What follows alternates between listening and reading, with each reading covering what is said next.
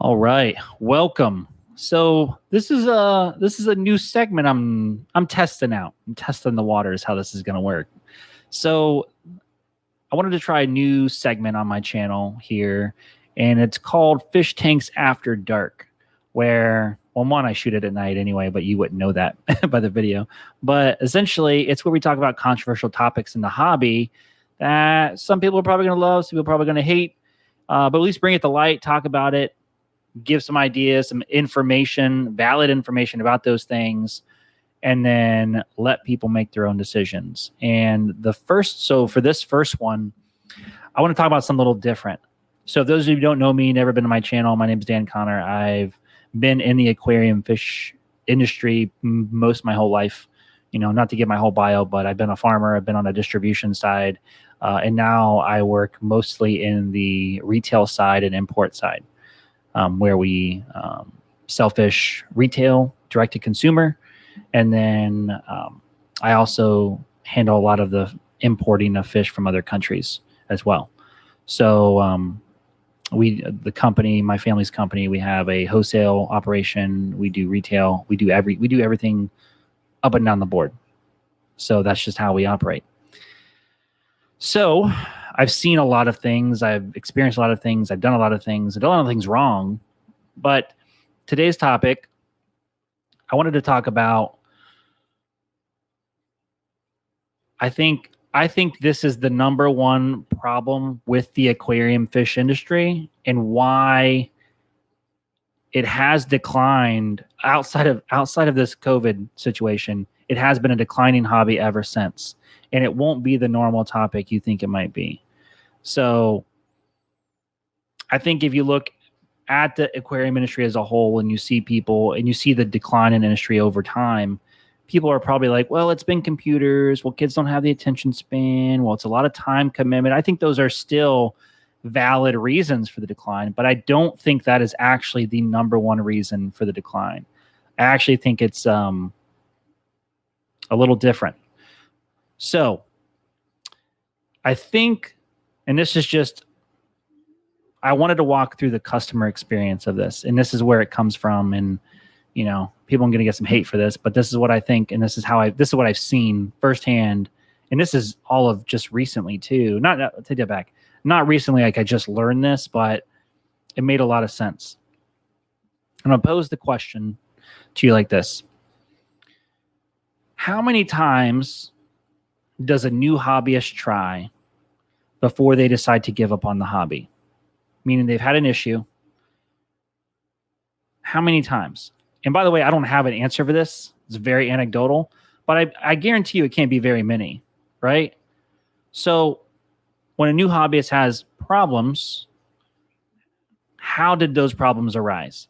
Like what caused from the point he entered a store to the time he got the fish home and the tank and everything, and then started having problems? What does that process look like? So I actually think the number one cause of people leaving the hobby is just poor information to start with. And I know that sounds very general. You're like, well, does that make sense? Well, follow me through this journey I'm going to take you on how I think this is the biggest problem. So let's talk back with Johnny. Johnny decides to go to the fish store. The most common ones you can find out there, the ones that have the most sales, right? The big box stores.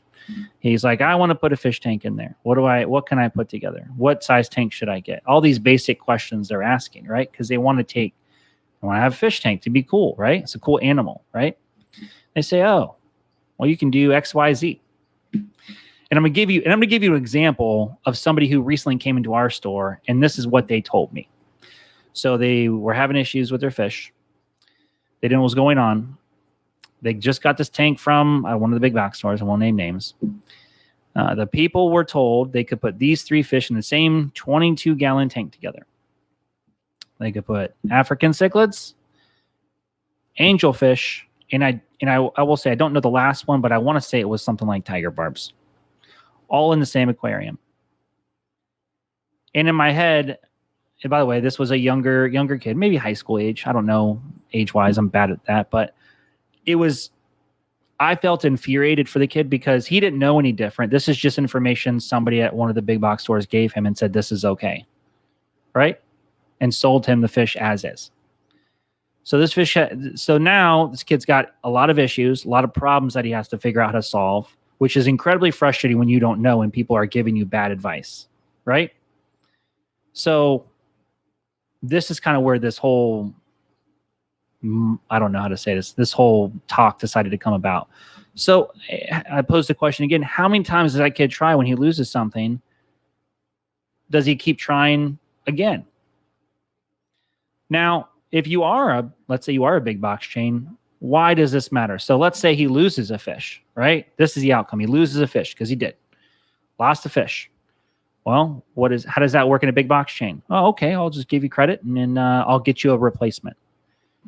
For a big box store, which I understand their purpose is to make money, it's a transactional relationship, right? It's only you paid for this, you get XYZ, which I understand. We're also talking about a living thing, a living animal, right? The value or the emphasis put on a fish is values no more than what it is transactional wise. That is it. There is no value placed on the life of the animal, right? In my opinion, right? And if it's no more worth than the box of rocks that goes in the substrate, or not worth any more than that, and it's dealt with as such, how it is bought and sold, right? Then I think we have a major problem. And not only do we have a major problem, but this is cutting in their bottom line, which to me makes no sense to me at all why that would be a thing. I wonder what the DOA rate looks like at a major box store on a yearly basis, and how much money they lose based on those fish, how many fish they lose. And without going into too much detail on how those processes work, because I don't want to go into that, right? I don't want to talk about, not that I can't, but I don't want to. I don't want that smoke. But I wonder what that looks like, what that number looks like. Because I guarantee you it's high, and they could be shooting themselves in their own foot. And I really do believe they are shooting themselves in their own foot. And here's why. If you help and have a good training program, and this is going to be multifaceted, by the way, this is not just a one-pronged approach. There's not one problem that's causing this, I think. If you solve the training aspect where people can give solid advice on what fish go with which I don't believe is easy. I don't believe that's an easy thing to go by. I think if you carry the same fish like a lot of them do, it'd be easier to do and create a training program around, right? Because I believe all the big box store chains only carry the same fish anymore. I think PetSmart came out and said they're only carrying the same amount of fish, same type of fish, with a few stores being variant because they did a lot of sales, right? But it makes the training program easier to create, right? It's easier to mass produce, I guess, in that sense. If that person is more successful in their fish tank, they're going to come back and get more stuff. They're going to come back and buy another tank. They're going to want to get set up. They're going to want to get more things. They're going to ultimately drive more sales to your business. And this goes for both local stores and chains. I just think chains are where the first time the newer hobbyists a lot of times will go if they don't have access to a store, right? I think local stores, their best selling point is that they have this knowledge and the ability to tell you what to do, right? I think that's a big bonus for local stores. So that's what I think is probably the number one issue with that, right? Having a good training program for these stores, right? And like I said previously, I think that's the selling point for having a local fish store. If you've got one in your area, I think you're pretty lucky. I'm hopeful that they have more advice and they can help you better and more efficiently to be successful in the hobby, because that's definitely affecting their bottom line. They don't make a ton of money. Local pet stores, local fish stores specifically, are starving to get your business because they don't make a lot of money on them dry goods. I can tell you that right now. That's a whole nother problem that infuriates me, which I will leave for another day. But fish stores do not make a ton of money on dry goods. They're banking on you coming in there to fill your tanks up with fish, just trying to be competitive. So if you have local fish store, definitely support them. They definitely need all the support they can get. So do that. Now, the next issue that I think happens in the industry that I think is hard to deal with, and it's because there's not a lot of information out there, and that is the lack of understanding on how to deal with fish health problems. I don't think both. Now, I think this also applies both to local, and I think this applies to pet stores. I think there's a lot of lack of information on how to deal with fish. First, one, how to deal with a preventative problem in fish, how to hopefully prevent it and do some things that can help prevent that. And then also how to deal with disease or problems when it arises in fish. I think there's a lack of understanding how to use those. Are there medications in place for these things? How do you identify how do you differentiate between a parasite, a bacterial infection, a fungal infection? Which one's primary? Which one's a secondary? What should you be focusing on? Those sorts of things. And that is a time thing where you have to be around it a lot to know the difference. So I think there's a lot of lack of understanding on how that works. And most people just take the loss in the fish and mark them up. And I think that's a hard thing to deal with, because then you may or may not know the fish is sick, right? Even I struggle with that all the time, but I've been doing it long enough. I feel good enough that I can catch it early enough. I can change it and deal with it, because I do have a protocol for treatment for different fish, right? And also, that's a whole nother thing. It's not like when one's sick, the way the systems in these stores are designed, most have recirculating systems. So I'm not sure where I left off. So I've had 2 batteries die on this camera. I ordered a false bottom for this camera, and that's hard to deal with the setup. Anyway, not to go crazy in something else. So I think the next biggest issue I think a lot of stores have is the lack of understanding on how to deal with fish health problems. Fish health problems are going to be something you encounter in your store. There's absolutely no way you are not going to have issues. You are getting fish from all over the world in the same water. They came mixed from different. You can't mix all these different fish from all these different countries where they come from different water parameters, mix them together and not think you're going to have issues. There's no way. You're going to have issues. How do you mitigate the losses on that? And I think that's where the education part comes into, with understanding how to deal with that at the store level. And that is very difficult to deal with. And the main reason I think it's very difficult to deal with is most stores have those recirculating type system setups where the water is being conserved and where the water is being filtered, right? And then sent back to the whole system as a way to conserve water. And those are great for that aspect, right? It's also not the best way to deal with incoming fish at the very least. So from a fish store perspective, this is a very hard thing to deal with. This is a very difficult, challenging problem to have, right? Because if you think about it, if all the water's connected, you're going to be recirculating disease.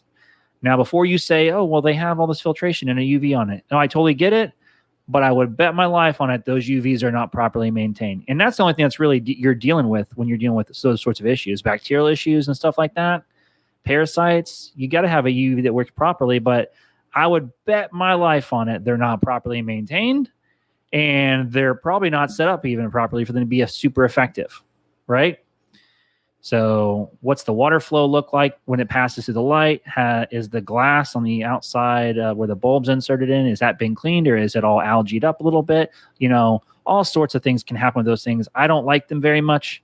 I don't find them incredibly effective. Especially if you're bringing lots of fish from a bunch of different places. I know everyone likes them, they use them. I'm not a fan. I think you can use them I think you need to use them with treatments, truthfully. So anyway, I say all that to say, I think there needs to be more education out there for fish store owners and how to deal with fish health issues. And there are resources and people out there to help you. Heck, if you want help, I can even help you. I don't mind. I can show you what we do. And I would hope it at least decreases your DOA rate if used properly, right? We have a protocol for how to deal with everything, because there is no one treatment that helps all. There is not. There are fish that are sensitive to things that other fish are not. Copper is a big one. Copper is a bad one. Copper is what are you treating with copper in your tank? Now, by the way, I need to preface this. I'm only talking about freshwater fish. I'm not going to go into saltwater. Saltwater is a whole nother realm. I'm mainly speaking from a freshwater perspective. I don't want to even include saltwater in that. That's a whole nother realm of treatment to deal with wild caught animals. My God, mixing fish, mixing oceans. I can tell you right now, you have a lot of problems, and that's a whole nother can of worms I don't want to open. But from a freshwater perspective, if you're doing freshwater fish, how do you mitigate fish loss by having a good protocol for treatment in place? And I don't think we have that. I don't see it in a lot of places in stores. Surely not in your big box chains, which I think is a gross misstep, right? And in both increasing your own bottom line and two, having happy consumers, which I don't understand how the process hasn't gone from I have a happy customer, they're going to return to me because they're happy of the service and products I provided. How does that not replicate back to your own business? I can tell you right now, if somebody comes into your PetSmart or Petsco or whatever store, whatever big box chain is, and they are happy and you gave them great service and great products, you're going to have them as repeat customers because you're the most accessible. I don't think you're doing it another way, right? So, and then the other one is, so I went through the lack of understanding on how fish go together, tank sizes, stuff like that. Lack of understanding how to deal with fish health diseases and fish health problems. And the last one I think is lack of nutritional understanding. You'll have a food that maybe one size fits all type thing. And I think a huge part of fish health is understanding the nutritional needs of those different fish. If you're at a store, you may or may not know where your fish come from. You might know and think they're all coming from Florida, or they're, like a lot of places have fish come from. But is that a wild caught fish? Is it a tank raised fish? Did it come from Indonesia? Did it come from the wild in the Amazon? You don't know. I can tell you right now, if it's a wild fish, it's not eating that pretty little flake you put in the tank, and that fish is not eating. You've got to feed it something else, a live food, a frozen food to wean it off, something. A lot of those wild fish outside of maybe some of those really aggressive predator fish, they'll just eat anything, especially like an Oscar or something. They're not eating that pelleted food or flake food. You're just feeding everything. And what about just the algae eaters? Are they cleaning up the biofilm on the bottom? Is there biofilm on the bottom of the tank? I saw that mentioned in a few other YouTube videos, and now I feel bad not remembering the names, but that's a huge problem. You're feeding algae eaters something that they're not eating, or they don't have anything to eat in your tank, right? That also needs to be addressed. And I'm not, by the way, we're not, I've been in this business long enough to know we've made plenty of mistakes. I've personally made plenty of mistakes. And I'm just trying to learn from them and do better and be better for the industry's perspective, because I think that's important, at least on the retail side is what I'm trying to do now, right? So those three things I think are what's contributing to the downfall of the aquarium industry. And eventually it can't sustain itself. It can't sustain this long term. If the fish companies and the larger companies out there ever see this, I think you really need to focus on the fish first and take a fish first approach and use that to drive your sales. It's a lot longer term strategy, and I think it would be helpful. Now, I've said all the things I don't like about it. And let's use my example. Bobby went in there, got a fish tank, got some bad advice. What are some other outcomes for that, let's say teenager? What are some of their outcomes for him or her to be successful in the hobby? Well, then what are they doing to find information? They're finding YouTube. And up until we started deciding on doing retail or not, I didn't really know there was a ton of people making videos on fish, to be completely honest with you. And a little background, the first one I ever met is when I started going to my local fish club. Is I got to meet a guy named Ryan from Ryan's Wild Fish Tanks. He's local. He's part of the club I'm in, and he asked to come out and videotape a walkthrough of our facility. And I was like, yeah, man, if we want to be in this, I want to meet people that do this. And I'm like, oh, cool, this is a cool thing. And I met him. We did the video, went to the club meeting. It was very fun. I decided I would do my own research. I went back to YouTube. I looked for his videos. I watched them. I thought they were really cool. I looked at other people's videos. I thought they were awesome. And there's this whole community around fish keeping. And I'd say 99% of it is amazing. They are helpful. It is a very inviting community. Just like everything, you might have people that are fish snobs that are like, oh, don't do that. Oh, don't do this. And they're very snobby about certain things, which may or may not be warranted, right? But generally, it's a very inviting community. And since then, I got to interview him, talk to him on this channel. I've talked to other fish tubers that have such an incredible wealth of knowledge in the hobby, of great knowledge, incorrect knowledge, like far exceeded what I was expecting. And it was awesome. It was great to talk to these people on that level, because I think those people are the driving forces behind the industry. I really do. And there's a lot of them. There's not just a few people. This is a huge niche, like subculture in and of itself. And I'm glad and grateful to be part of it. And I think it's a good thing. So I wanted to end on a positive note. And that is, I hope people enjoy the fish tube videos I'm making. And I hope you like at least somebody else's fish tube videos you're making. And I hope they're helpful for you, because a lot of them are great. Now, I'm not saying all of them. There's a few that are maybe meh. Maybe the information was okay, but maybe do some check and verify, right? Watch a couple different videos on the same topic and see if you come to the same information, right? Just to double check everything seems similar and of similar, information. I think that's a good way to do it, at least to start, right? But I think that's where the industry is heading, watching these videos on how people do these things. So I'm, one, grateful for the community. Two, I would hope to also put out some content that helps people, because that was the whole reason I started this channel. I wanted to help people save time, save money, and hopefully not stress out and just enjoy their fish tank, because after being the retail side, I see how it helps people, and it brings me great joy bringing other people great joy. That's what I did in the classroom. It's why I like teaching so much. I enjoyed just doing things I could help kids with, give them an opportunity they would not otherwise see. And I just hope I bring happiness to people keeping fish tanks. So, and I'll end with this. If you are a box company, big box store, or a local fish store, or an online seller, marketing your business obviously is important. Why not try to collaborate with some of these people who already make great content? Influencers, collaborators. That is your best option for growing your company in the future. Content is everything. Educating people on your product line is the number one thing you should be concerned about. Why is that not a bigger part of your strategy? I don't know. I hope it is in the future.